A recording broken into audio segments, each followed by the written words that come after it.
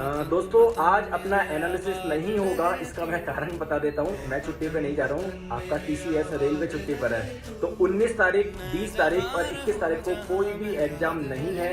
तो आप लोग फालतू में अपना टाइम वेस्ट ना करें ढूंढ ढूंढ के। आज 19 को फर्स्ट शिफ्ट में क्या आया, सेकंड में क्या आया। तो 3 दिन आप लोगों के एनालिसिस नहीं होंगे क्योंकि 3 दिन रेलवे के पेपर नहीं है। ऑब्वियसली पेपर होता तो आप लोगों को प्रॉपर एनालिसिस यहाँ पर मिलता।